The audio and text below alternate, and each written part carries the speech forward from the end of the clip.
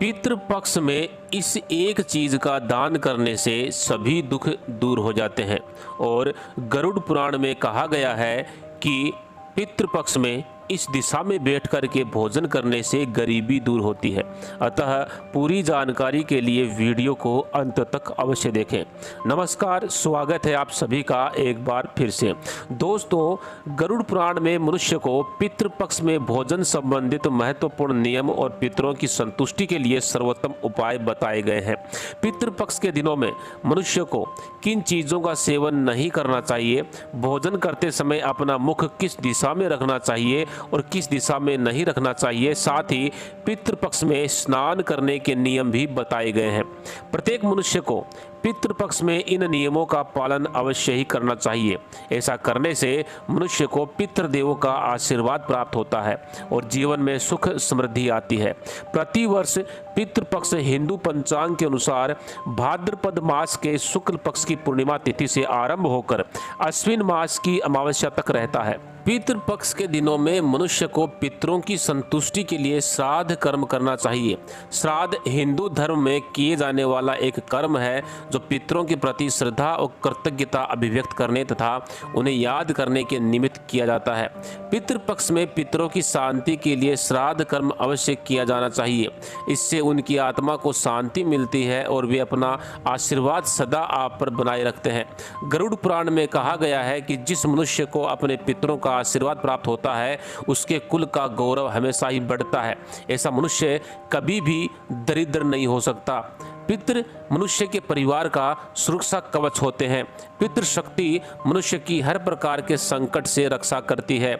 यदि घर में पितृ शक्ति का वास हो तो घर में किसी भी प्रकार की नकारात्मक शक्तियां और दुष्ट आत्माएं प्रवेश नहीं कर सकती। इसीलिए हमें पितृपक्ष में कुछ ऐसे कार्य करने चाहिए जिससे हमारे घर में पितृ शक्ति का वास हो। पितरों को प्रसन्न करने के लिए गरुड़ पुराण में भगवान श्री कृष्ण ने बहुत ही महत्वपूर्ण उपाय बताए हैं। भगवान श्री कृष्ण के अनुसार पितरों की संतुष्टि के लिए सर्वोत्तम उपाय है दान करना, और दान में भी सर्वोत्तम होता है तिल का दान करना। जो भी मनुष्य पितृपक्ष में पितरों के लिए तिल का दान करता है उसके सभी पापों और दुखों का नाश हो जाता है। इसके अलावा आप पितृपक्ष में पितरों की संतुष्टि के लिए वस्त्र आदि का दान भी अवश्य करें। यदि गाय का दान किया जाए तो कई गुना अधिक फलों की प्राप्ति होती है। श्री कृष्ण कहते हैं कि मृत्यु के पश्चात मनुष्य आत्मा अभौतिक शरीर धारण करती है। आत्मा का यह शरीर वायु रूप में होता है। वायु रूप में ही मृत आत्माएं घर में प्रवेश करती हैं और अपने परिजनों द्वारा किए जाने वाले कर्म कांड तथा श्राद्ध से वे अत्यंत प्रसन्न होती हैं। मनुष्य के पितर उसके द्वारा लगाए गए भोग को प्राणियों के रूप में ग्रहण करते हैं और उन्हें आशीर्वाद देकर फिर से पितृलोक में लौट जाते हैं।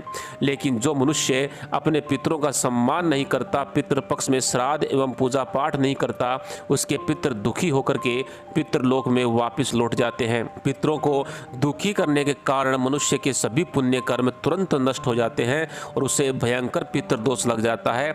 इसीलिए मनुष्य को अपने पितरों को कभी भी दुखी नहीं करना चाहिए। आइए जान लेते हैं कि पितृपक्ष में मनुष्य के भोजन तथा स्नान करने के कौन कौन से नियम गरुड़ पुराण में बताए गए हैं। सबसे पहला नियम है पितृपक्ष में स्नान केवल एक वस्त्र धारण करके ही करना चाहिए। निर्वस्त्र स्नान करना घोर पाप के समान माना गया है। पितृपक्ष के दौरान स्नान करते समय अपना मुख दक्षिण दिशा की तरफ रखें और पितरों का स्मरण करते हुए स्नान करें। स्नान करने के पश्चात सूर्य देव को तांबे के पात्र से जल अर्पित करें और पितरों की आत्मा की शांति के लिए सूर्य देव से प्रार्थना करें। पितृपक्ष में स्नान करने के पश्चात ही दान करना चाहिए और दान करते समय पितरों का स्मरण अवश्य करें और दान करते समय भी अपना मुख दक्षिण दिशा की तरफ रखें। गरुड़ पुराण के अनुसार तांबे के पात्र में तिल का दान करना चाहिए। पितृपक्ष में लोहे की वस्तुओं का दान कभी नहीं करना चाहिए। गरुड़ पुराण के अनुसार पितृपक्ष के दौरान कुछ चीजों का सेवन करना अनुचित माना गया है। पितृपक्ष में मांस, मदिरा, का सेवन वर्जित माना गया है।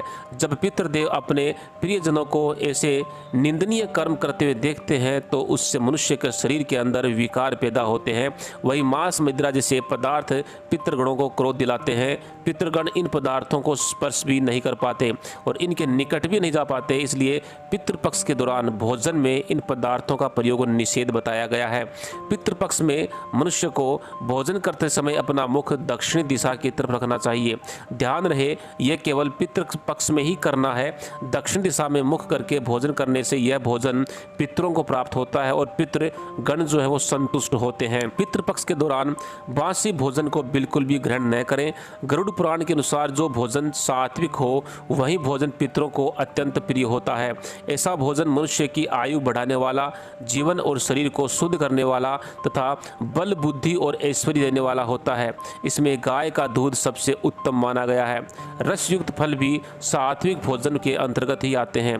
दक्षिण दिशा की तरफ मुख करके भोजन करते समय पितरों का आह्वान करें और उन्हें नमस्कार करके ओम पितृभ्यो नमः मंत्र का जाप करें। ऐसा करने से पितृदेव अत्यंत प्रसन्न एवं संतुष्ट होते हैं। पितृपक्ष में बिस्तर पर बैठ करके भोजन ग्रहण ना करें, भोजन केवल जमीन पर बैठकर ही करें। शास्त्रों के अनुसार पितृपक्ष में चने और मसूर की दाल खाना वर्जित बताया गया है। मसूर दाल का प्रयोग श्राद्ध कर्म में भी ना करें क्योंकि यह एक नकारात्मक व्यंजन है। इसके साथ ही सरसों के साग की सब्जी भी श्राद्ध पक्ष में नहीं खानी चाहिए। तो दोस्तों, इस प्रकार से गरुड़ पुराण में पितृपक्ष के दौरान किए जाने वाले महत्वपूर्ण नियम बताए गए हैं। यह जानकारी अच्छी लगी हो तो वीडियो को लाइक करें, शेयर करें, साथ ही हमारे चैनल को सब्सक्राइब करके बेल के बटन को अवश्य दबाएं। धन्यवाद।